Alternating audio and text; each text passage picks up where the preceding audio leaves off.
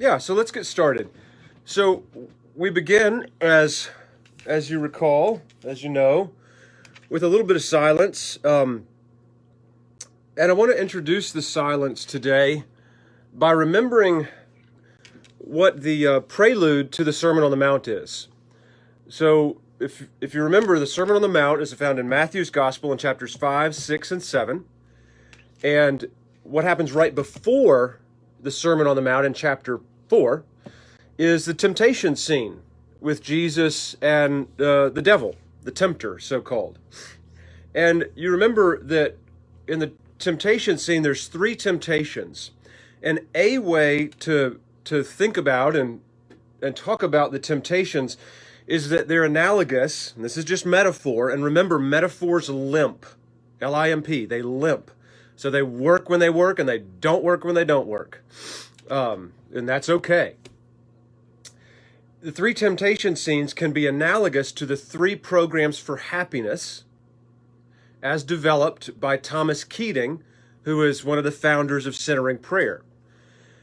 And you to just say them out loud because you can't see. Can y'all see three programs for happiness? Okay, good. So you remember the three programs for happiness are these three areas in which all human beings try to seek sort of satisfaction as a way to fill the inner space, that space within. And the teaching is that by the time we're 8 years old, we have our primary program in place.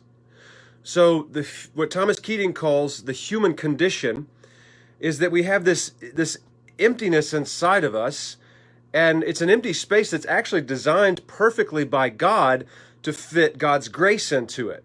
But the human condition is we try to put other things into it instead of God's grace. It doesn't make us bad people. It doesn't make us inherently rubbish. It's just the human condition, and it's okay. You know, it's largely okay as a way to start. It's not okay as a way to continue. The teaching is that we probably all have something of a need for satisfaction in all three areas, but we choose one area that's primary. So I, over the years, have identified that my primary area is probably esteem and approval. It was okay as a way to start when I was a little kid, but at 45, almost 46 years old, I try to work every day on not having my happiness and inner peace needs by getting John Brooks to like me. I need to be okay no matter what John thinks of me. Make sense? And you can sort of run that program for all three of them. If we look at the temptation scene of Jesus, where he's tempted in the three different ways by the tempter, we could draw a line of connection between each of the three temptations and one of the three programs for happiness.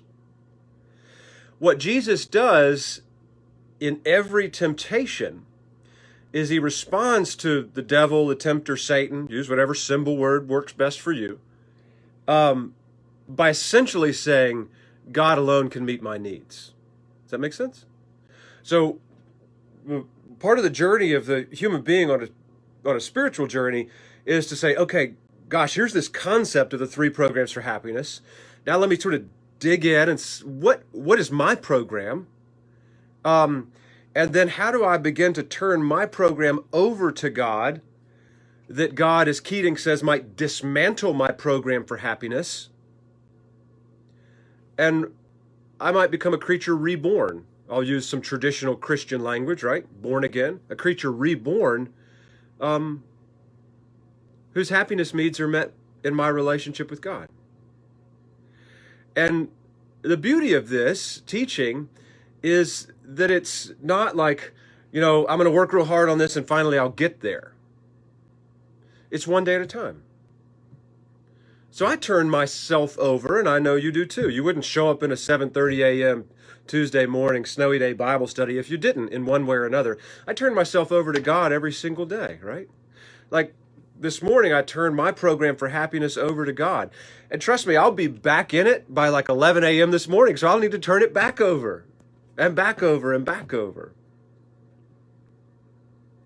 And so teaching about meditation is that this silence that we practice as our prayer discipline, and the hope is that it is a discipline, once a day, twice a day, 3 times a week, whatever, some kind of rhythm, right? Anyone who tells you it's got to be done this way, politely just walk the other way. It's got to be done. It doesn't have to be done this way. Does that make sense? So when I started meditation, man, I started 2 minutes once a day. 2 minutes once a day. Because you got to start somewhere. So teaching about meditation is our commitment to this silence creates in us an inner stance that makes us vulnerable to God's presence and God's dismantling of our programs for happiness. Keating calls it the divine therapy. James Finley says, if you're faithful to your practice will be faithful to you. And this is where depth of faith comes in. What we believe, because of our own experience, the teaching of our tradition, and the witness of the gospel, is that if we'll let go for a certain period of time as a prayer discipline, God will have God's way with us. Does that make sense?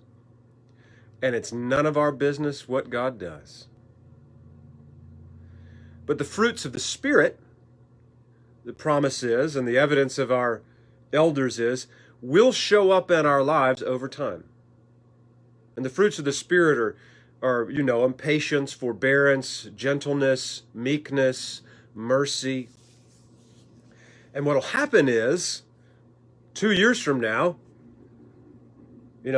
one of Jim Clifton's daughters will say, "Gosh, Dad, I've noticed you've become a little more patient in the past couple of years."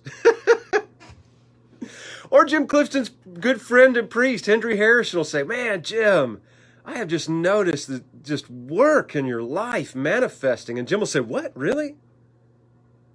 And he'll be humble and sincere and say, "Really?" And that'll be the fruit of his prayer. Does that make sense? Yeah. So I'll ring the bell, and I'm going to hold this in 3 minutes.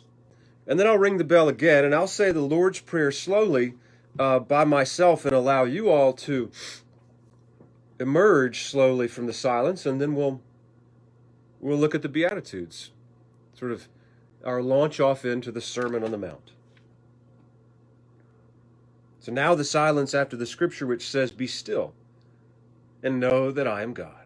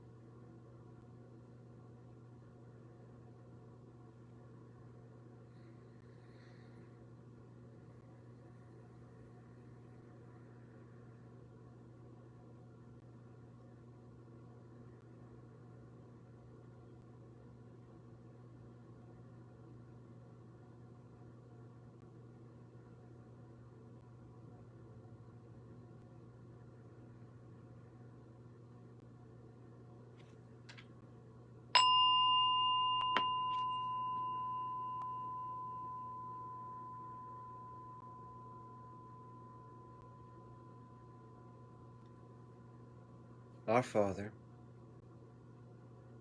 who art in heaven, hallowed be thy name. Thy kingdom come, thy will be done, on earth as it is in heaven. Give us this day our daily bread, and forgive us our trespasses, as we forgive those who trespass against us. And lead us not into temptation, but deliver us from evil.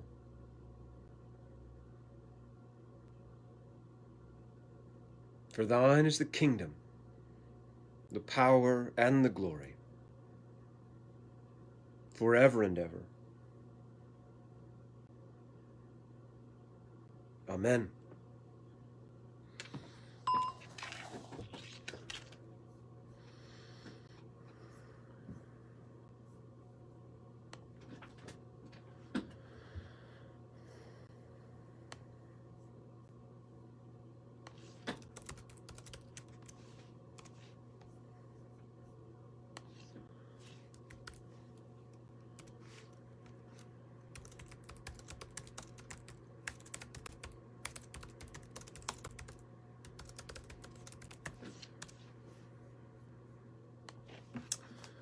All right.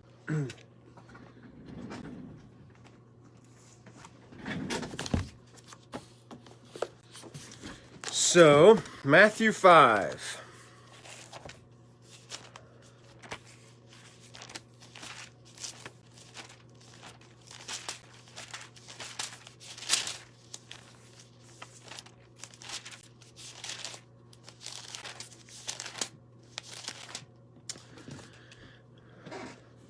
All right. I'd like to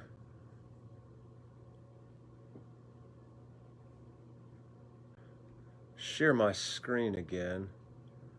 Have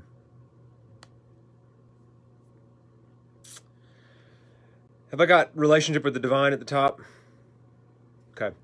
So for our friends on Facebook, Amy Bridges, Jim Clifton, other smarter people than I am, I don't have a solution for how to share stuff on Facebook. I So actually posted this to the page.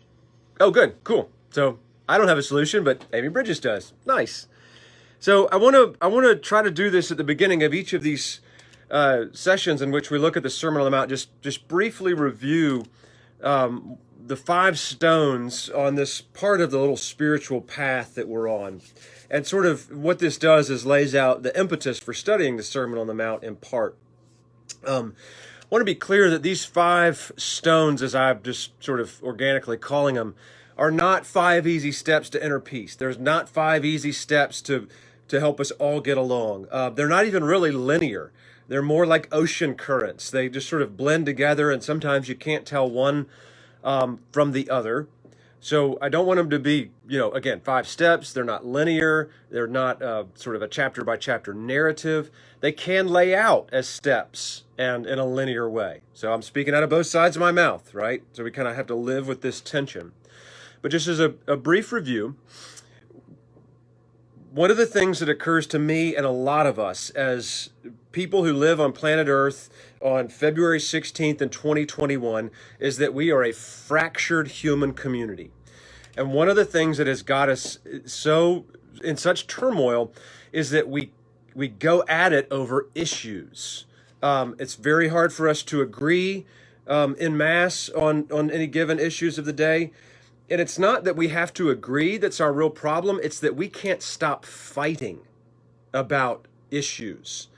And so we humans spend a lot of our capital, our just human energy is the most basic element of capital, trying to talk each other into coming over to our side, or fighting our way into being in power.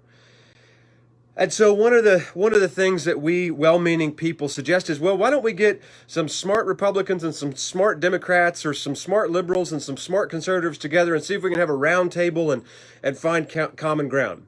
Well, that has not worked for 100 years. It just is not, it's not working. Working out, starting at issues and trying to find common ground over issues just hasn't done the trick. And it's led us, to where we are right now in the culture wars. So the proposal then, or sort of a way to process where we are in life, is not to deal with issues right now, but to go back a little bit in these 5 stones and kind of start over in a sort of a way and work the stones from relationship to issues. And if we start with relationship, we sort of understand that fundamental to everyone on a spiritual journey is that we somehow meet God. Most of us meet God through the religion of our parents and our tribe, our upbringing, which is wonderful. For we Christians, we meet God through Jesus. Again, did your parents take you to church? Did your grandparents take you to church? My grandmother used to always tell the story when she was alive of how nobody in her family was going to church, but back in those days, there was a little Baptist church at the end of the road. So when she was, 5, 6, 7 years old, she just walked down to it one day and went to Sunday school. That's how she met God and Jesus, So there's just any number of ways. And they're all, it's great. When we meet God, we come to know our own values. Like, what are the values of this little church I've wandered into? What are the values that are given to me by my denomination, my religion, my teacher, my Lord, in our case, Jesus? What are the basic values? Not what do my people think about abortion, right? That's to launch off into issues. What are the basic values? For Christians, how does love, God is love, right? How does love manifest, show up in a basic set of values? An ethic. Well, the Sermon on the Mount is ground zero for Christian values concretizing in an ethic. Now, I know I've used some kind of technical language, but I'm just trying to circle the tower so we can start to get into this. So that's what we're about in the Sermon on the Mount study, is sort of discovering or rediscovering or reacquainting ourselves with our own sort of bedrock values. Now, once we sort of rediscover our own values, we then need to integrate them or come up with a process or discover a process that put these values into play.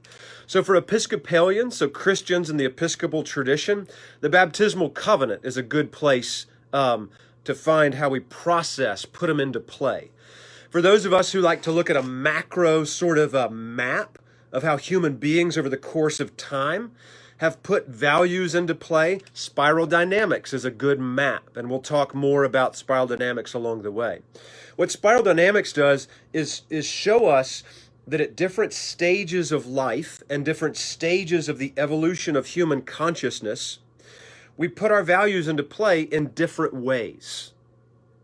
So an early stage of the human being's development and human consciousness as a whole across history, values are put into play.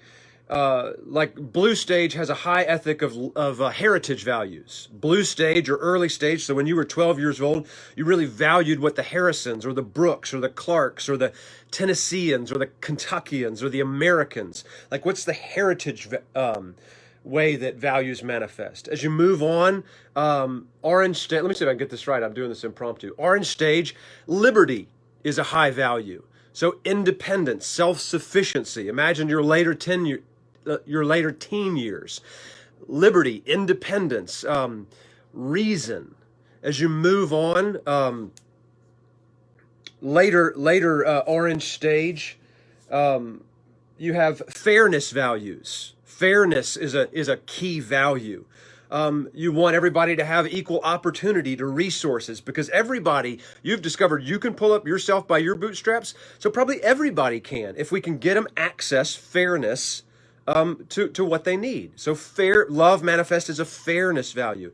As you go on, and this is the last one I'll do, to green. And for those who are not familiar with spiral dynamics, we'll teach it along the way. As you go into green, caring. Love manifests as a caring value. You realize that not everybody actually has access. So along the course of history, women, people of color, more recently, people of different sort of sexual identities, does that make sense? Don't have the same access. So caring becomes a way love manifests as a value. So circling back, third stone, process. How do we integrate these values? Do you see how we've not gone to an issue yet? If we took up, I'm just using abortion, I'm picking it arbitrarily. If we took up abortion right after we met God, let's just fight. Let's just not even meet God. Let's just arm wrestle or fist fight or something, right? It's just don't go there. It's not working. It's never worked. But can you see the kind of temperature, or can you feel the temperature in the room kind of lowering when we say, okay, let's meet God. Let's discover our values, and then let's do kind of a deep dive into how we all integrate these values that we've discovered, both individually and as a culture. And what's cool when we get to process or integration stage is that we then get to do kind of a history lesson and look back over the course of, let's say, 100,000 years of the evolution of human consciousness, and look at historical examples that support the unfolding of something like spiral dynamics. Blue stage, orange stage, green stage, yellow. It's at that point when we start doing that kind of work that we're actually ready for relationship. Now, let me make a note here. You're in relationship the whole way through, right? So it's not like you're in isolation.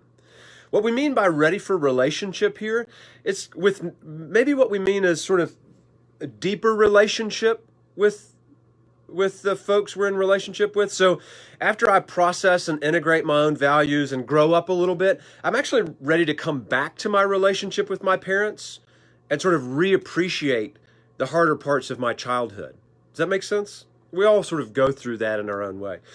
What we also mean by relationship is that we're ready to have a relationship with people across significant difference. Because I understand how I came to my own sense of values, and maybe I've got a shot at understanding that, hey, she was raised differently from me, in a different context, by parents of a different political persuasion. So she's come to a place where we differ, but she's come to it as honestly as I have. Does that make sense? So then we can give permission, as Claire Graves, the person who discovered spiral dynamics, says, to be where they are. Claire Graves' great one-liner at the end of his life was, darn it, I won't use the coarse word, darn it, people have a right to be who and where they are. So it kind of instills a little bit of respect, right? Which is in our baptismal covenant, by the way. At this point, maybe we're ready to look at issues. But what's awesome is by the time we get to the issues, having walked these 3 stones on the path, we're no longer sort of hyper-focused on abortion or refugees or homosexuality. Because what do we have, Jim Clifton? You know what we have. We have people. We don't have issues. We have Sally. We don't have homosexuality. We have, Robert, who happens to be gay.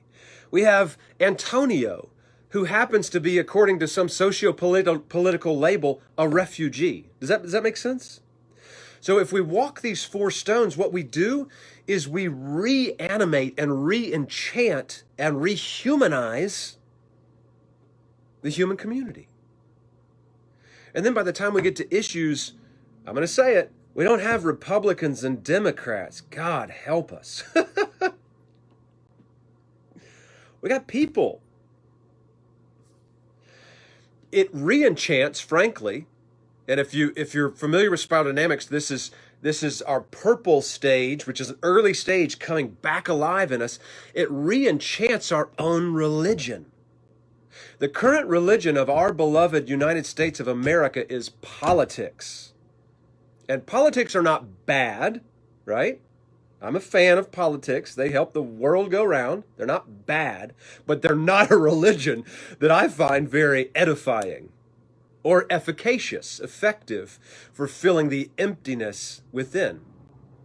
They do get my temperature up, and if I choose, against good advice, to watch the news and sort of watch the culture wars, fight it out on the news, I get worked up like anybody else and attached like anybody else. But if I'll do this work, meet God, rediscover my own values, process or integrate, come to relationship with a re-enchantment lens, then Mitch is just Mitch, y'all. He's just a guy from Kentucky, you know? Joe is just Joe. He's just a guy from, what, Delaware? You know, they're just people. And there it is. So in the Sermon on the Mount, what we're doing is rediscovering our own Christian gospel values. So what I'd like to do is read the first 11 verses of chapter 5, the Beatitudes, and then let's just open it up. What have you found in anything that I've said? What have you found in Amy Jo Levine's book? What do you find in the reading itself? So Amy, will you read the Beatitudes for us, chapter 5, verses 1 through 11?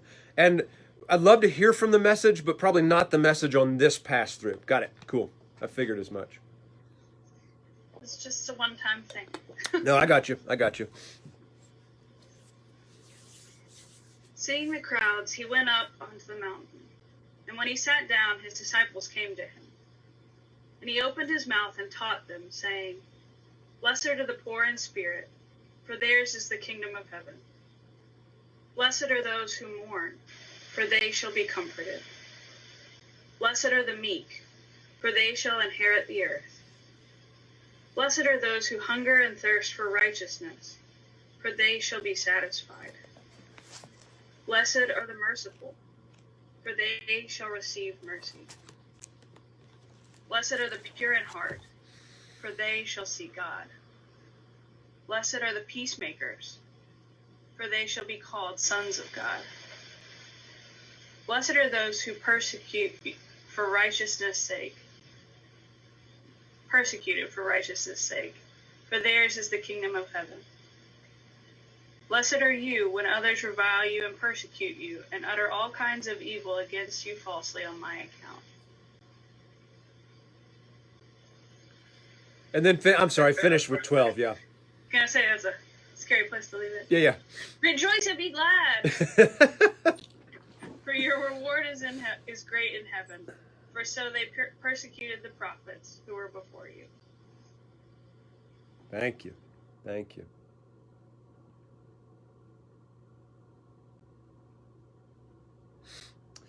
So let's open it up. What in any of that, and the reading of Amy Jo Levine, if you're following along with her, and you don't have to, but I know some of us are, what emerges for you? What gives you hope? What gives you pause? Disappoints you?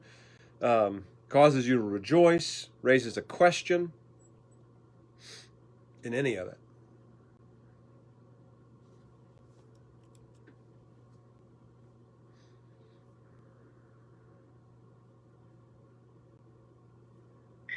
Well, I'll start in the introduction somewhere. I don't know what page. She said the Sermon on the Mount is a pep talk. Yeah. I think that's an interesting concept because I never really thought of it as a pep talk. Yeah. So say more, Kathy. Well, it just seems kind of I don't know. It seems a little dismal to me. No, I don't know if dismal might be too strong a word, but it doesn't seem like a pep talk. Yeah. I don't know what other people think. So why might it be a pep talk? Like, why do you think she's supposed, like, using pep talk in there? I thought it was interesting in her book where she was saying that, just like what Kathy was saying, one could, and apparently Luther did, see it as a series of sort of commands to be what you're unable to be and feel discouraged by it. But she's saying that isn't it. We're inherently imperfect. The goal isn't to be perfect. The goal is to, I guess, sort of to try toward this. Yeah.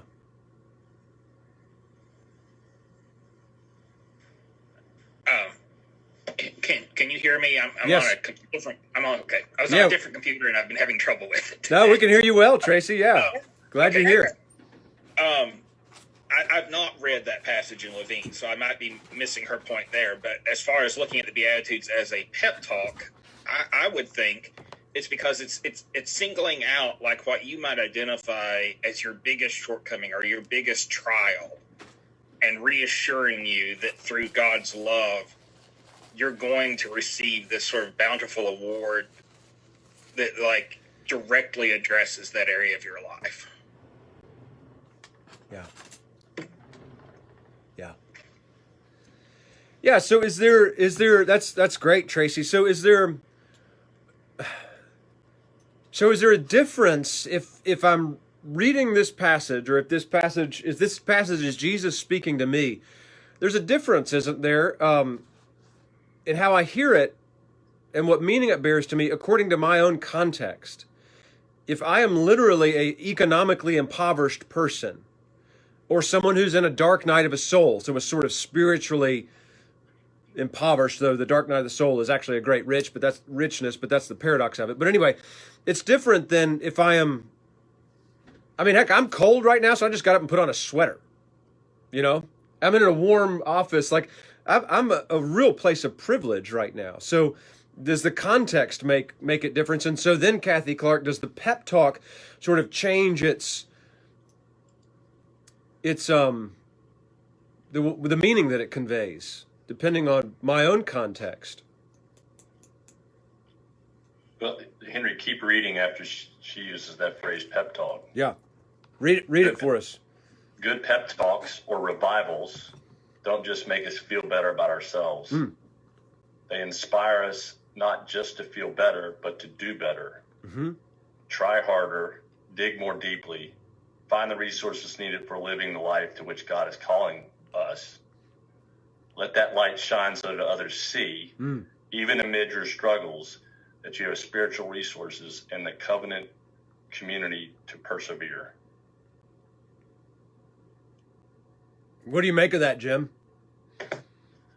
Well, I know what pep talk means to me is like your junior high basketball coach at halftime. That's not what that is. Yeah. Sure. And if you go back to your stones, I mean, it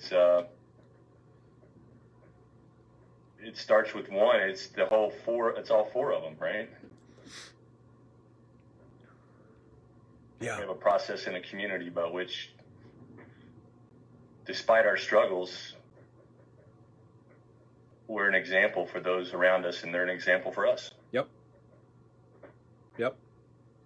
I think the way that I see it is pep talk more of like the losing of the pair in a boxing or wrestling match. You know, like you go back to your corner and you're feeling low. And this addresses, hey, being where you are is the good spot. Like, that's going to get you the thing that you want. It's good. It's okay. You can go back in there and not feel discouraged because losing is winning. Yeah, there you go. And it feels like, to me, when I am in those moments where I am the one who is not in privilege, when I'm experiencing those things literally, it feels like the comfort and salvation I need to keep going. But also, I think it's just as true if I think that I'm in a place of privilege. There are still ways where these things are true about me if I'm honest with myself. Mm-hmm. And when I find that brokenness and identify with it, it's just as true for me too. It's not really that I'm free from the beauty of brokenness. I'm just ignoring my brokenness. Yeah. Marilla, where was the Martin Luther comment again? I was trying to find that because it hit me too. If anyone's familiar with SMART goals, they're specific, measurable, obtainable. And so I was thinking Martin Luther is very much a follower of SMART goals, and the fact that some of these aren't obtainable or hard, near impossible to obtain. But Amy Jill Levine, I love it that it's like she has that optimism, that endless, striving and potential, and it's not, getting there like Martin Luther wants us to, but it's that journey, that constant strive. And Henry, maybe you can speak to this, because I was curious, and I want to go read more about Martin Luther now. Because would you say the modern church, am I correct saying he's kind of the founder or the architect of the modern church in a way? Martin Luther? Yeah, I think that's fair. I mean, it's a broad stroke, John, which you're obviously acknowledging. But yeah, I think that's a fair thing to say. We'll say that as a broad stroke and then have tons of nuance under it. But yeah, if you're going to have two archetypes of our practice of Christianity today, you're going to have, and again, these are archetypes, you're going to have Martin Luther and the Pope, right? The 500, 500, 600 years ago in the Reformation. And what's interesting is when I was studying this morning, I have this huge dorky book that is kind of does a survey of how across centuries the different seasons of the church have interpreted the Sermon on the Mount differently. And I was thinking about how the Roman, so pre-Reformation Roman tradition interpreted the Sermon on the Mount very differently than Martin Luther did. And neither of them were kind of resonating with me. And then I sort of remembered, this sounds like a silly thing to say, but I sort of remembered that we're Anglicans. We're not Protestants. We're not Lutherans. We love Lutherans and Protestants, but we're not them. We're not Roman Catholics. We're Anglicans. So we're this sort of tiny little gap that shoots between them. But yes, largely the contemporary Protestant tradition, you would say Luther is the archetype, I'd say, John. And then we're sort of a third something. Anglicans are. Episcopalians are, of course, American Anglicans. Which means we sort of tend to do this sort of thing with the Beatitudes. Like, the thing that I've been thinking about today, and y'all are sort of mirroring this back to me, is like, let's take blessed are the poor in spirit. Amy Jill Levine says that the Sermon on the Mount, rather, is a lens through which we ought to look at the entire rest of the gospel. Y'all remember that line in her first couple of chapters? Like it's right off the rip. It's right after Jesus says no to the devil 3 times and all the sort of areas of happiness and temptation. Set of glasses, and you can read the whole rest of the gospel through this lens. So one of the things he does in the Beatitudes is just introduce paradox after paradox after paradox. Blessed are the poor? What? That doesn't make sense. Blessed are those who mourn? What? That doesn't make sense. They're sad. They're crying. So it's sort of like turning what we would expect on its head, or upside down sort of worldview. And if you think about it, go to the parables. Go to the parable of the prodigal son. I know all of you love that parable where everybody's paid the same. Where are my business friends? Be honest, Clifton, be honest. Those of us who are alpha sort of, it's like, no, that's not fair. But what is Jesus doing? He's like, everything you think, just turn it over. Like, turn it upside down. So the kingdom of heaven is like upside down world, right? Opposite day, paradox. So how is that helpful? Well, a couple of things. It's both a comfort to me when I'm feeling bereft of spirit. Like, do y'all ever doubt? I do. Do you ever have like a dark, like, there's no God? I mean, do you ever have like existential crisis? I do. And feel distant from your own spirituality? I do. Well, if you can remember, like if we keep coming to the text, maybe we'll remember, or maybe a friend will remind us, because sometimes when you're feeling doubtful, it's hard to see. Does that make sense? But maybe if I'm feeling doubtful and Thomas and I are talking, Thomas says, Henry, I just was thinking, remember when Jesus said, blessed are the poor in spirit? Well, you're feeling poor in spirit right now. So I wonder if we could just sort of gently remember that Jesus said, blessed are you. Like there's light in the darkness for you. Like somehow lean into that. Because Jesus said, blessed are you when you're feeling bereft, you know? So that's sort of a consolation. The other thing is a humility. And so on my good days, when I'm feeling particularly privileged on every level, which is not bad, it's just a state of being, and I maybe am in danger of a little bit of, boy, I sure have created a nice kingdom. You know what I mean? Do you ever feel like that, a little self-righteous? Am I the only one? Okay, I'm the only one. Jim and I are the only ones, maybe. I can remember, blessed are the poor in spirit. Or maybe even blessed are the economically poor. And so I can say, you know what? I need to go be around some people who don't have the advantages I do. Because I'm in danger of becoming self-righteous. And people who are unlike me have something to teach me. This is the great humility for all of us who feel a call to mission work. And this is I'm going to say some things that may offend you. But listen, I'm in this group, so I'm only talking about myself. Those of us who have made overseas mission trips, and this is a shadow side of contemporary Christianity, we often think self-righteously we're going to help the poor people in Haiti build homes because they don't have the wherewithal or whatever. Well, guess what? That is sinfully condescending. The fact is, the deepest spiritual truth is, the only reason to go to Haiti, and I've been there, done that. I've done it the wrong way, and maybe I've managed to do it a graceful way also, but I've certainly done it the wrong way. The only reason to go to Haiti is because those people have something to teach you. Their lives inform mine, and maybe through my engagement with those folks, beloved as they are, God will impart some grace to me.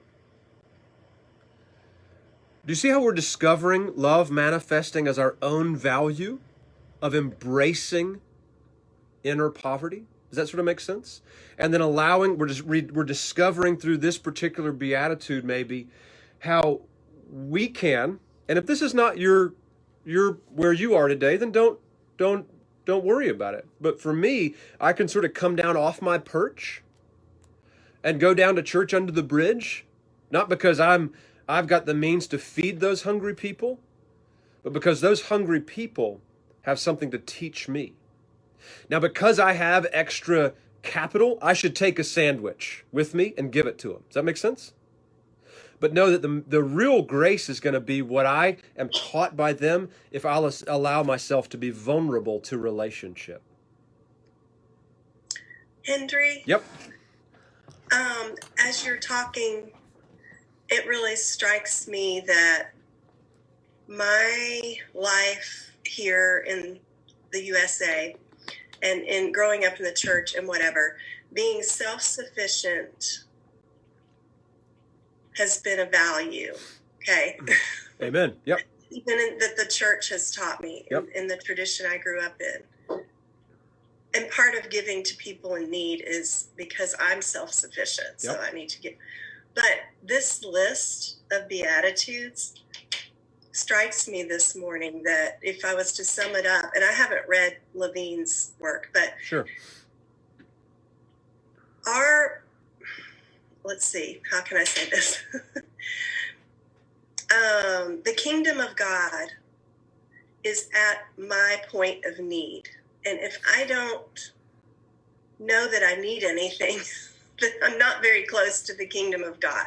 So that's why the people in Haiti that are homeless, teach me. But it helps me to realize, wait, I'm needy too. Yeah. And it's at our point of need where we find the kingdom of God. Amen. Oh, beautifully put. Beautifully put. But that is so countercultural. It's an unlearning. Yeah. To confess my neediness. Right.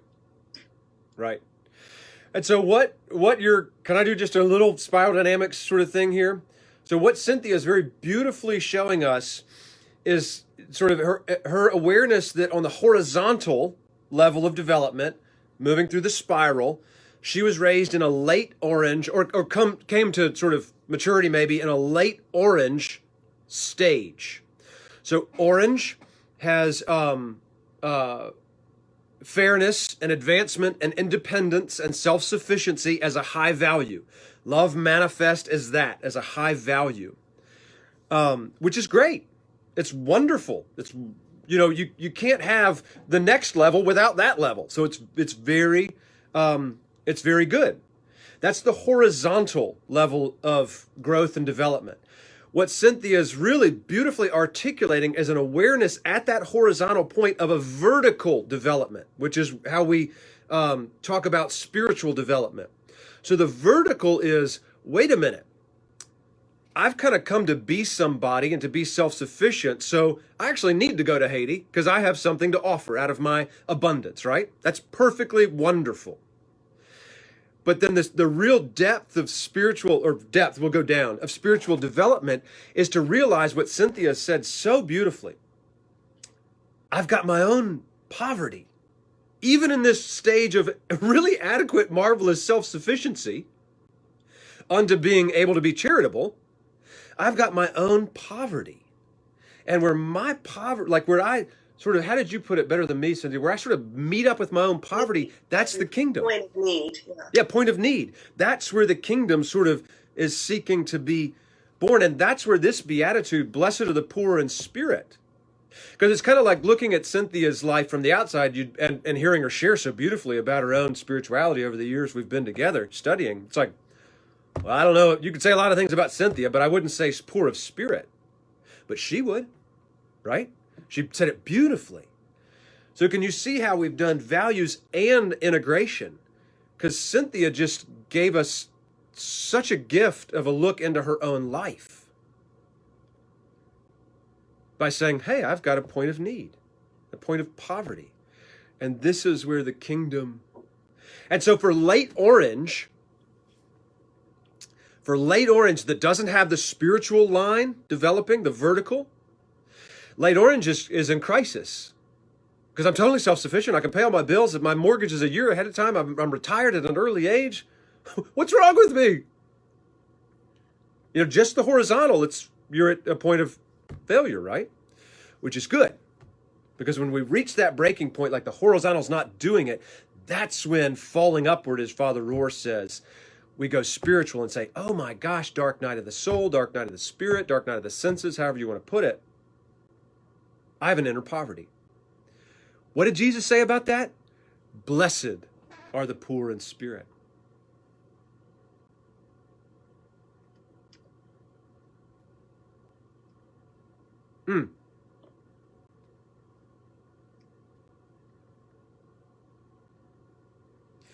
Speaking of American Christianity, you can go to Home Goods or somewhere and buy a wooden sign and get blessed in calligraphy on it. And I just looked on Instagram and there's 132 million posts that people have done a hashtag blessed.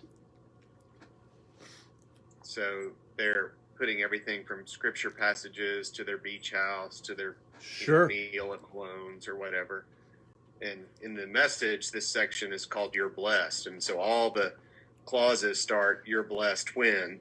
And it's just interesting how that word blessed in our culture has come to mean, so people interpret it so many different things. Some people are expressing gratitude. Yeah. I'm blessed to have this opportunity or to be in a warm house today with power. But the word is just warped in our culture. In our family, it's kind of a joke. We'll just say hashtag blessed. we the cynic in us, we call it the humble brag. Yes. Oh, there you go. Yeah. Right. So, yeah. Blessed, my new Maserati came in today. Yeah, blessed. Jim's blessed. Jim's blessed. Yeah, what does Levine do with that word blessed in the sort of Greek and Hebrew derivations? Because I think you're pointing to something really helpful, Lee. Blessed is really not sort of good fortune, like fortunate, not lucky. It's not sort of, It's a once we sort of spiritualize the word. What any further thoughts? That's a great. Well, there's some expression of gratitude. Yep. That we all do, as followers of Christ, but just hearing how it's used in culture, it's almost offensive sometimes. Yeah. Sure. So all this to say, theologically, I'd be interested in your thought on the blessing and the use of that word in this passage. Yeah. Yeah, great. I mean, She says on page 7, she said, when we hear that we are blessed, we should hear it as well a sense of responsibility, a blessing given, a talent bestowed, if unappreciated and unused, is wasted. yeah. That's beautifully put. And just building on that, I just remember like what are we about, right? Like what are Christians, or what are folks in the Judeo-Christian tradition, which is us, what are we about? Like what's our goal? What's the trajectory? Well, it's really very simple. Depth of relationship with God and love, and depth of relationship with all our neighbors, including those with whom we differ in love. So then, for me, blessed or happy are they means the ones who are experiencing life in such a way that it will deepen their relationship with God. Happy are they. So I'll never forget. You have those memories where you can see right where you were. Many years ago, I was in a real spiritual crisis, just life crisis. And I was in a parking lot in Athens, Tennessee, in Kathy and Bill Biddle's parking lot over there, in this little strip center thing. And I called my spiritual director on the telephone, and I said, "This is what's going on with me, and man, it's dark. Is there anything you've got?"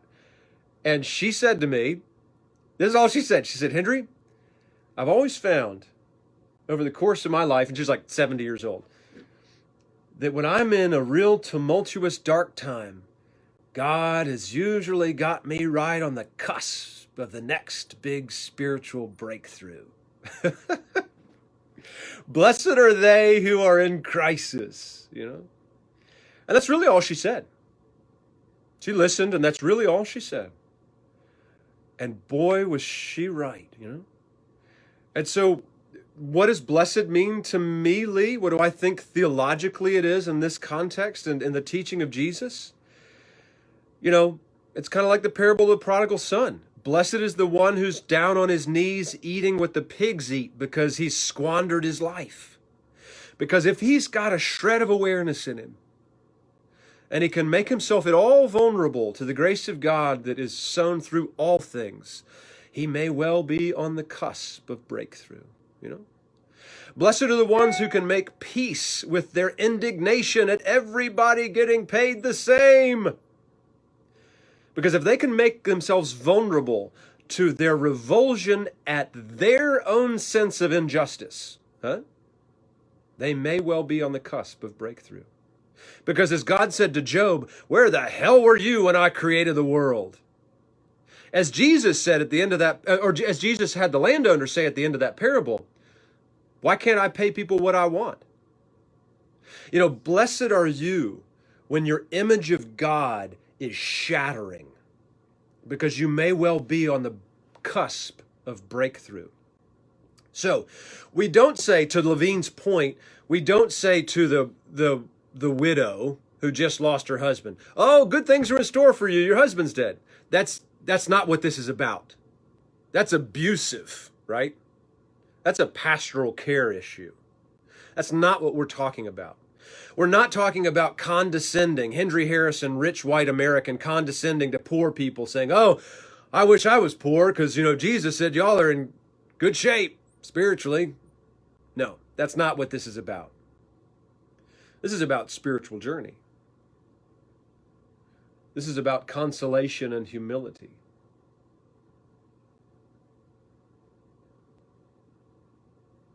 Think about Eddie Hillesum. You remember Eddie? I was thinking this morning, Eddie Hillesum's a good example maybe of blessed are you when you're persecuted. So Eddie Hillesum was in Auschwitz, right? She was in Westerbork and Auschwitz and different concentration camps. Utterly persecuted, which I wouldn't choose for her. I wish that hadn't happened. I think Hitler's the devil. Like we're not for any of that, right? That's awful evil. But she flipped the script on that stuff, man. Right? And so here's what's cool about this. I was thinking about this morning. So Eddie Hillesum is living as a persecuted person, flipping the script on persecution. She flipped the script on the third flippin' Reich. That's amazing. Heroic. And at the same time, the Allies, so us, right, our ancestors, my grandfather, maybe some of your people, were trying to get to her. And they did get to her. Now, they got there too late for Eddie, but they didn't get there too late for everybody. So you want both of those things happening at the same time. Does that make sense? So it's not like, oh, we just let them die because persecuted people they get the kingdom of heaven. No. The Allies are working hard to get to her as fast as they can, developing orange-level technologies of tanks and planes and bombs and, really trying to liberate those camps. All the while, blessed are the persecuted. Blessed is Eddie Hillesum, who discovers that the sky within her is as big as the sky above her head, through the very vile, strange grace of her own persecution. And that applies to our Haiti example. Yeah, I'm actually a rich American. I need to go to Haiti and do good stuff with my money. Flat out. But I also need to go there on my knees, prepared to cry my eyes out, because these people who I was condescending to help are my elders, and they have taught me something about my own soul. Does that make sense? And there we go to, I'm talking too much, but there's the blessed are the meek. One day I want to be meek. I'm not, but I mean, do you remember what Levine says about the meek? It's brilliant. Somebody tell me what she says about the meek. They have authority, but they don't lord it over. You gave a good sermon about that a couple weeks ago. That's how I remember it. She was my teacher on that, yeah. And do you see how these are examples of us rediscovering our values? So then, if I do the work we've just done, that y'all have done with me, now if I turn on the news tonight,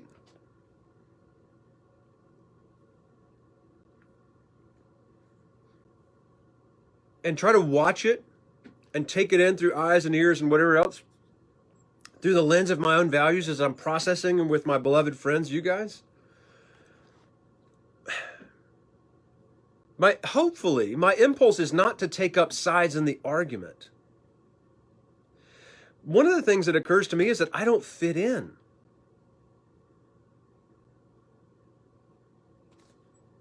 And so it elicits compassion and a desire to sort of, work with small groups to kind of try to live our lives differently while being a part of the whole thing. And if there's a march, then you probably should march in it if you're so called. Does that make sense? But just know that that's not going to get you there. John, or whoever that was, yeah. Yeah, that was kind of hitting on one of my questions, because through all this and through spiral dynamics and through the kind of 5 stones, talking about people being wherever someone is, that's okay. Yeah. And balancing that with healthy people grow. Amen. So my next logical thing is, once you've got the relationship, what's the best way to encourage growth? Yeah. Which I think is tricky and hard sometimes. Yep. What a great question. All right, the first answer is going to be very unsatisfactory, maybe. The best way to encourage you to grow is for me to be the healthiest person I can be. For me to be, for him, like, if I want John Brooks to grow, not because I need you to grow, because I love you, right? I mean, truly, that actually is true of my feelings about you. That's very emotional for me, even just to say that, John, is for me to double down on my own spiritual journey. And then when we talk, John, and again, you're just an example. If the bait gets thrown out there by either one of us or by culture itself, I don't want to put up my arm and arm wrestle you over abortion. What I'd rather do is sort of gently and hopefully not manipulatively, but who knows? Let's just kind of talk about values, or talk about, sort of start to do the work on one of the other stones first. Or if we're honest, just say like, I've always struggled with abortion. I don't know really where I am, but this is sort of where I've gotten to so far. But I want to fight. Well, all I can do for you today is kind of tell you about my own process. Every time I've been encountered by someone who's further along on the path than me, and that's a lot of people, probably most of you, and they're humble enough to just tell me what their process is today, as opposed to arm wrestle me about like, damn it, I'm for Trump, or damn it, I'm for Biden, or whatever. When they'll talk to me about process and sort of where they are, that opens me up, man. And to be honest with you, it draws me close to them. It draws me close to them. And then I think we both grow. It reminds Does that help me, at all, John? Does that? Okay. Yeah. Marilla, yeah. Sorry. I think it's really interesting when different people, different fields sort of come to the same conclusion starting from different points. I think it usually means they're honest, something true. Mm-hmm. And it reminds me a lot of many, maybe all, but certainly many schools of counseling within psychology, where you're certainly trying to help someone else grow, but they're saying, one, you have to be healthy or you're just going to be manipulative and damage the other person or put your needs onto them. So that directly fits. But also what you have to start by giving them is acceptance of who they are, which is again like just what you're saying.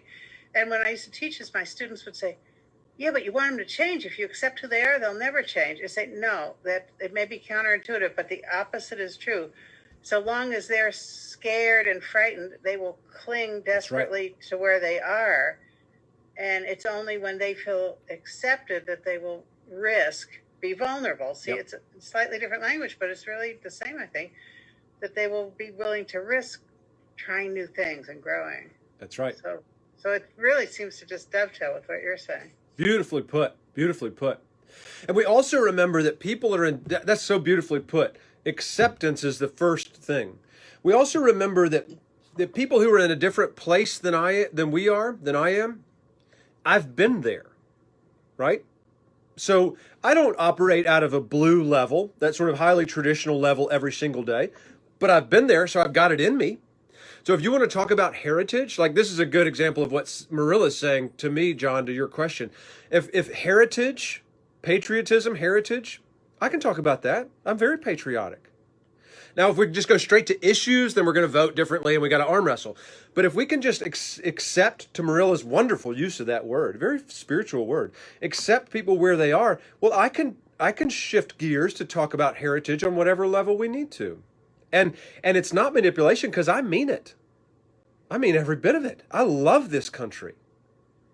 Go to issues and it may be a different manifestation of it, of our love, the way we sort of play out, but don't go there. Just how do we, because then to Marilla's point, we get to let people be where they are. And what happens a lot of times, Marilla, I wonder if you'll give witness to the truth of this, is if I'll accept John or Sally where they are, and they happen to be violent or have sort of tumultuous expressions of their value, if I'll accept them where they are and say, you know what, I had this experience with the flag too, they'll take the edge off their violence. people don't really want to be that violent. Does that make sense? They really don't. They want to be accepted. And because they're not feeling accepted by the wider culture, they become violent. And sometimes they elect or follow leaders who will be their bully friend. Do you know what I'm talking about? That's the reason. They don't really want a bully. They don't really want violence, but no one has accepted them. I don't want to sound too Pollyanna, but from a sort of a just an overview, that's what's happening. Well, I think that same concept has been my experience in any of those moments where I go to those other places to serve. Yeah. That I am humbled by people who are very clearly my elders, in that I come in as this well-meaning mess of a person trying to do good. Yeah. And they accept me for that. And they're not trying to, like, begrudge the spirit that I come in. Like, the love that I have been received with, the patience and understanding, where they know I need to do it. They know that they don't need me. They know that it's helpful, but also that, like, they're okay. Yeah. Like, the humble experience of being put in my place by acceptance. Yeah. Is just so transformative, and it's an invitation, like, without them saying anything. Yep. For me to be like, wow, that fell flat on the ground. And they're still here, and they seem to actually want to be in relationship with me. There's something happening here. And it's not about me. And I don't have as much to give as I thought I did. And I think maybe blessed and poor in spirit are things that I do not understand the definition of. I do not think it means what I think it means. Yeah. Yeah. Yeah.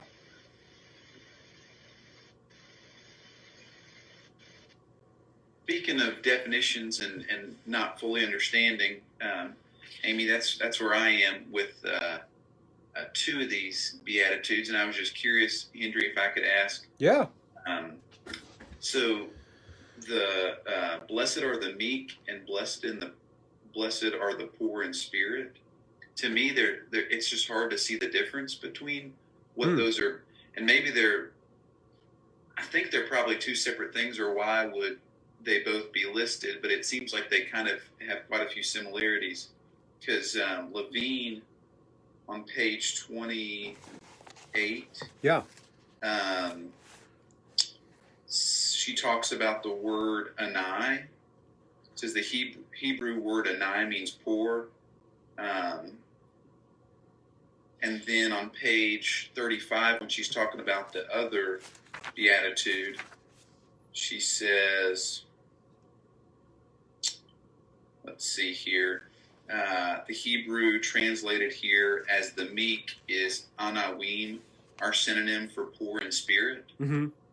And so to me, it's like this. I don't understand what the difference is between the two. I guess it's like she's saying she invokes poor in spirit for both of them. Did you say that second one is on page 35? It's the first paragraph under "Blessed are the meek, for they will." And it's the last sentence in that paragraph. The Hebrew translated here as the meek is anawim, our synonym for poor in spirit. At least 35 in my PDF. I've got the. Oh, got it. And Okay. And they may not. That's a good question. I don't know if the. No. I'll get there. Yeah. Okay. So it's a little different in the print copy, but that's okay. I can get there. That's gonna be hard then. I wish the page numbers matched up. Shoot. No, that's okay. We can get there. And I have a Kindle that doesn't have page numbers, so I have to go by headings. Blessed are the ones who are not on the same page, for they will one day come together. Thomas, maybe you could say what the heading is just before that passage. Sure. So let's see here. The heading of this particular part is the blessed are the meek, for they will. It's in the bold. Yep. And it's that first paragraph. Oh, I see it. I got you. I see it.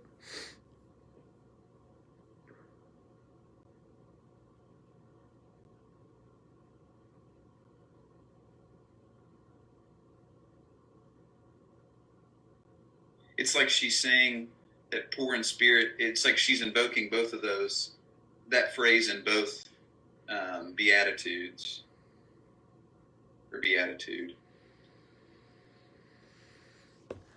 Yeah. And then what's the heading to the first one? It would be. Sure. Okay. Let's see here. Blessed are the poor in spirit, for theirs is the kingdom of heaven. It's on page 9 at the top third. Gotcha. Yeah. Yeah. Yeah. So my sense of it is, and so I guess to rephrase, poor in spirit and meekness, what's really the difference is what I'm trying to get at, is what's the difference between being meek and being poor in spirit. So the way Amy Jill Levine would put it, and that's just one way, it compels me, but the way she would put it is the poor in spirit understand their dependence on God. So the poor in spirit have tried everything else and none of it worked. And so they're left face to face with God. You know, that's back to Cynthia's really wonderful sort of applied real world example of, look, late orange, self-sufficiency. Why am I showing up in need? You know, spiritual need. So that's this sort of falling apart, realizing one's dependency on God. The meek, almost sort of building on that, I would think, Levine says the meek are those who have authority but don't lord it over. And I don't think we're necessarily talking about sort of socioeconomic authority, like political power or wealth or office or anything like that, though that's certainly that can certainly be true. But those who have realized a spiritual enlightenment in their dependence on God, but don't go on a speaking tour, right? Don't, think, oh, I got to write a book because everybody needs to know what I know about God. Who are just humble. Which, by the way, is most of the religious elders of the entire history of religion. You don't know anything about them because they're meek, right? Because they're just there to be helpful, and when they're asked, they're helpful. And when they're not asked, they don't lord it over anybody. They don't shout about it. They don't go on a speaking tour. But I feel like Paul sort of went on a speaking tour, so to speak. Well, he was a whole situation, wasn't he? Yeah. I would say Paul was not meek. He was an iconoclast. Did I say that word right? Iconoclast, yeah. I wouldn't say Paul was meek. I would say if Paul had been meek, he wouldn't have been Paul. Father Ruhr always says Paul was chosen by God because he was very self-assured. He had an ego as big as the outdoors. And for those of us who maybe mislead in our teaching for people to think that ego is bad, ego is not bad. It can be misappropriated and misapplied, but thank God Paul had a huge ego. Otherwise, they would have done him in. You can't stand up to your own religion and the Roman Empire without a big ego. Does that make sense? Now, curious to wonder if he ever called himself humble. That's a good question. I'll tell you what, I think he was humble when he was blinded and had to be led around by somebody else. Yep. I've always thought, well, maybe he learned humility from that experience. Yeah. And in the end, he probably was. I think, let's talk out of all sides of our mouths. I think he was humble in the end, and he knew. Maybe Paul was the poor in spirit, Thomas, because Paul, didn't he know Cynthia? He was blinded. He asked 3 times to have the thorn removed. He couldn't stop. He would kind of catch himself. He'd say, "You didn't get baptized into me? Well, I did baptize a bunch of you." But, he kind of would always have to sort of go back to humility. So maybe he was that poor in spirit who was actively in front of us, Jim, sort of working out his own humility needs. Were you going to say something, Jim? Well, it's that old Saul, the minute I declare I'm humble is the minute I'm not humble. Right. Right. So Right. I don't, it'd be interesting to see if he's ever said that, because if he is, I don't see him as saying I'm meek. Right. I don't, that's not his position. Yeah. Yeah. Well, but it almost feels like that great moment of total loss of control was like complete humility manifest. And it was like God's moment of like stripping him down and like, great, now you get it as you were. Yeah. like it redirected his forceful nature. Yeah. But it wouldn't have happened without humility. But I think it, like you were saying, like I feel like it was necessary for him not to be living out of a meek spirit. Yeah. But on the Thomas's question, I feel like if we look at each of the things that are listed as what is blessed, at the heart of all of them is humility. At the heart of all of them is the opposite of what we would think. Yeah. It's just like, how many different ways can I explain to you that every different lowly position that you would possibly think is not desirable is the good thing? Yeah. So maybe it seems like it's the same words, but it feels like a metaphor that's just being twisted at different angles to look, like catch the light just a little bit different. Yeah. No, not that one either. Nope, not that one. See, it applies to that one too. Like, I like that. they are close. It is similar, but it's just like trying to drive home the same point. Yeah.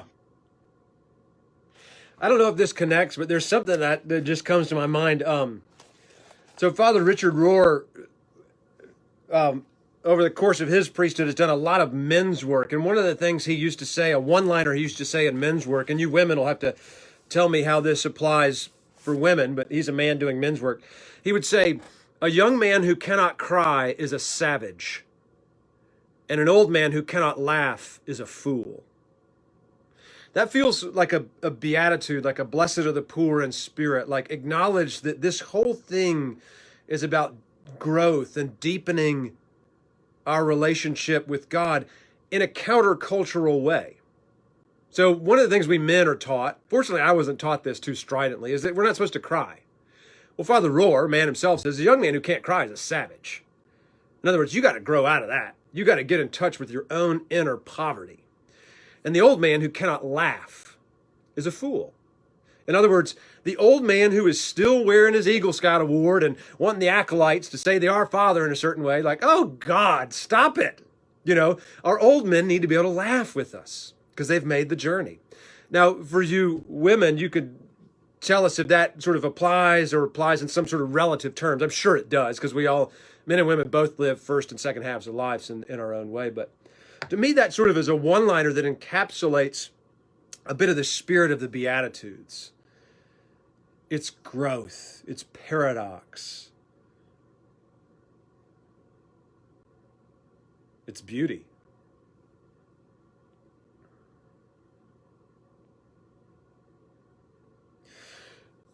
So as we sort of wind down, what if any, and there doesn't have to be any, I don't want this to be forced, but what if any sort of discovery or rediscovery of values, or even just a few words or sentences on the sort of value level of our spiritual being is happening as we look at this first little section of the Sermon on the Mount, the Beatitudes?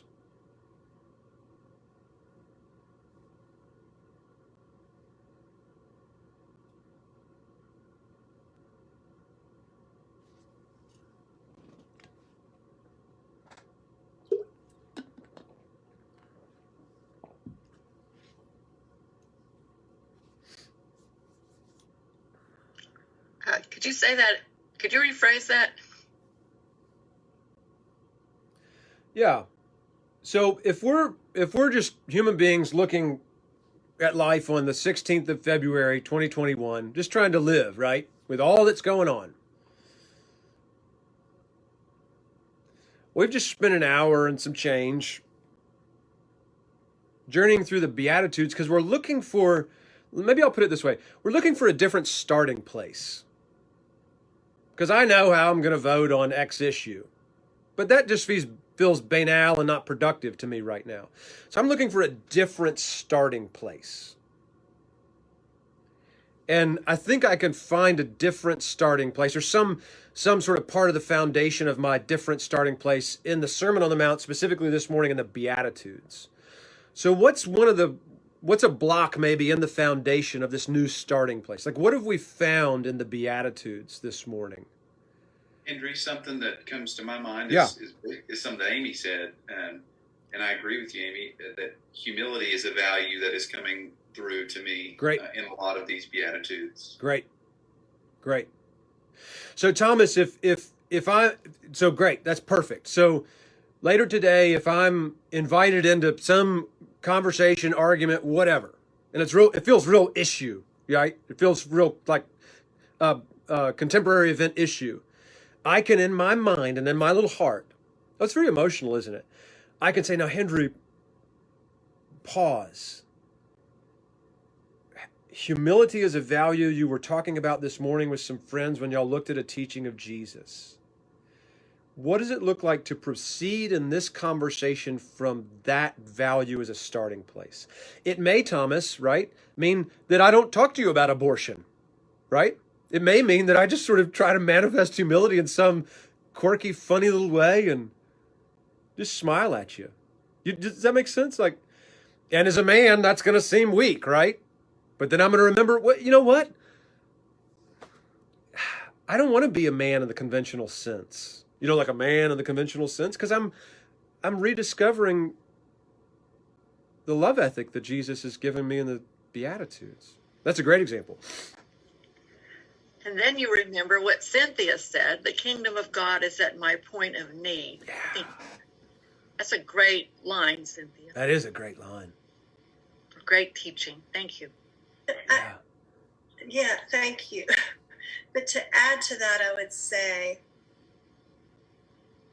that the value for me from this today is the people that I tend to avoid, okay, or the situations that I tend to want to stay away from are probably the greatest teachers that Amen. the Spirit has for me, because they're, to use Henry's language, they're probably mirroring something to me that I don't like to see, but I really need to see it, you know? Yep. So that's the value, though, to go towards something that I'm intrinsically trying to avoid or work my way away from. And building on that, Cynthia, I think what you just mirrored to me is the values that I get out of the Beatitudes should, this is a very Beatitude thing to say, should lead me into crisis. So if I'm lockstep with the Democrats or I'm lockstep with the Republicans, I'm just going to use the archetypes that are familiar, but I'm operating from the values that I've gotten from the Beatitudes this morning, when I encounter those two groups tonight on the news, which hopefully I won't do, by the way. I'm trying to be more disciplined than that. I should be in crisis. Do you know what I mean by that? Well, I kind of playfully always say, like, I'm not allowed to act like that. So what am I supposed to do here? Because I feel so strongly. But truly, to Thomas's point, I've sold out to Jesus, damn it. So I've got to be humble. So, no Mitch, no Chuck. Sorry, I can't go there. And that causes me a crisis, because you've got me so damn fired up. I want to go there. Does that kind of make sense? So now I'm arm wrestling with who? God.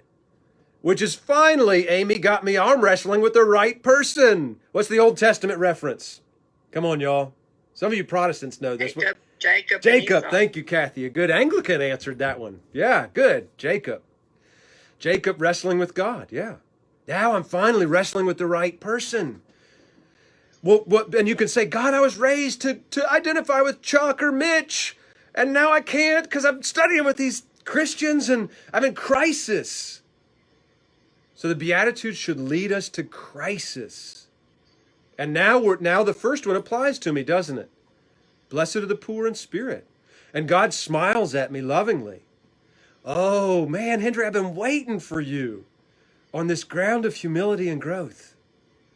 Come sit with me in the darkness. We'll fall apart together, God says to me. You know? I love it. Yeah, you could flip each one of these. Blessed are the rich in spirit, for that person's about to ready to learn something. Yeah, that's right. It's all going to fall apart, baby. Here it comes. That's right. What I really loved was the part in the introduction that says, I put like a big star next to it. What is open to us is not the easy road or the comfy living room. It's a world of need, of hurt, of loneliness, and it's where the lilies and the ravens and all God's creatures are loved and need love. So once we get our priorities straight, then continuing to study the Sermon on the Mount helps us come to a better knowledge of ourselves. Yeah. Like, it's putting us in the position where we can no longer make it about anyone else. It ends up at the end that it's just me and God. And I think, Cynthia, you're right. Like, the places where I avoid are probably the places that are going to teach me those things.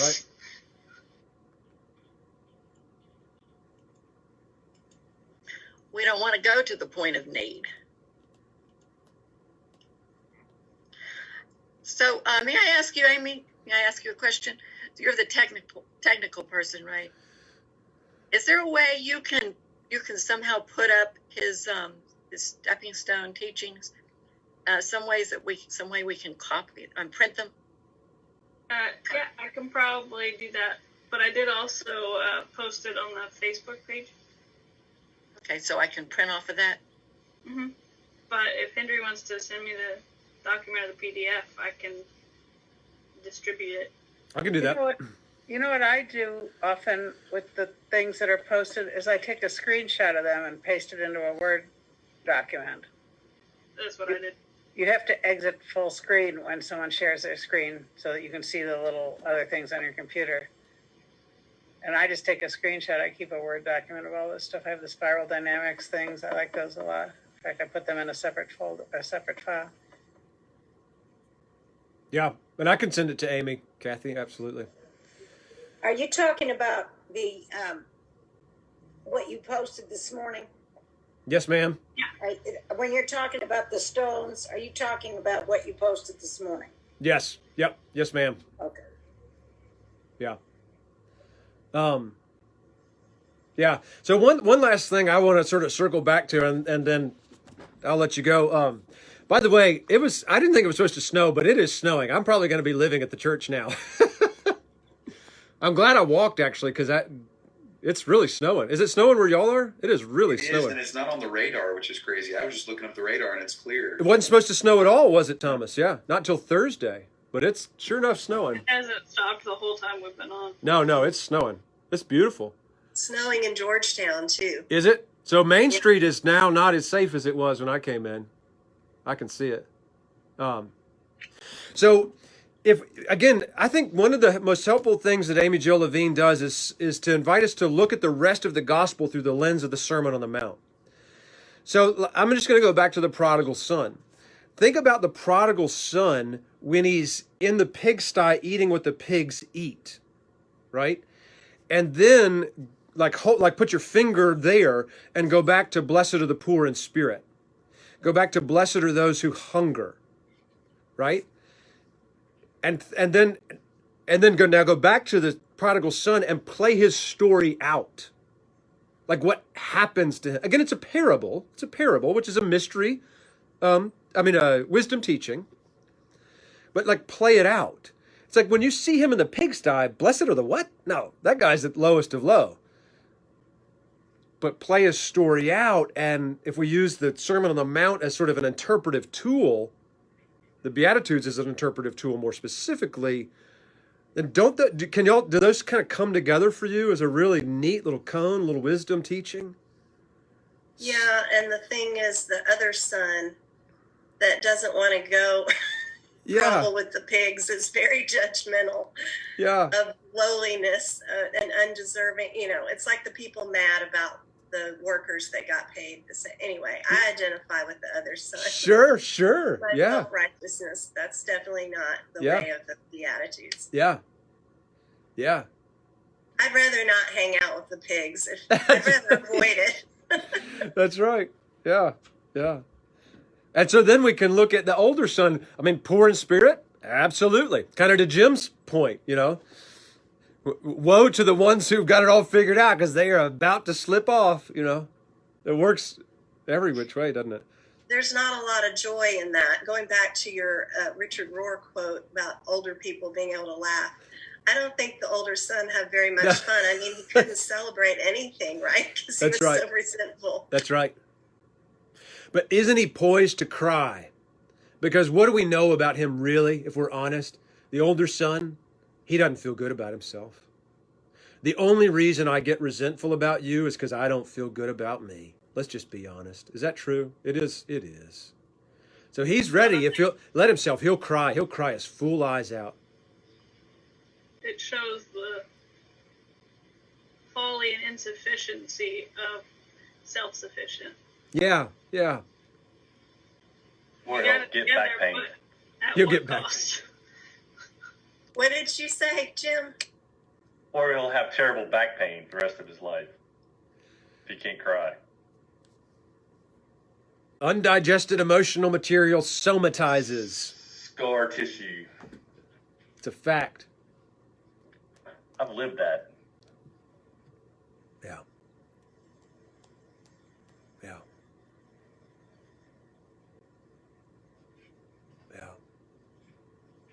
What do you say, Henry? Issues in the tissues? Yeah, that same woman that I called those years ago and said, I'm say something smart and wise and beautiful to help me. And she was like, yeah, I think you're right where you need to be. She used to say to me, the issue gets in the tissue.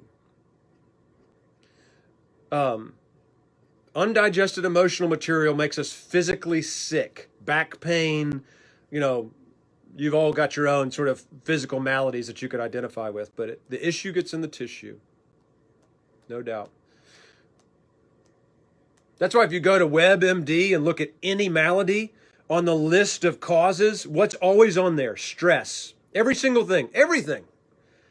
Bacteria and viruses also cause stuff, but stress is always on there. The one at the top is the one I have at the current time. Yeah, that's right. Yeah. Yeah, so blessed Jim are the suffering, right? Because it may be the day that they realize that the issue gets in the tissue.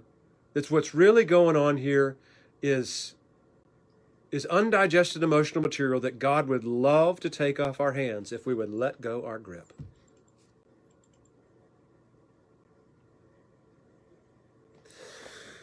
All right. Well, that was awesome. So, Amy, speaking of and I can ask offline, but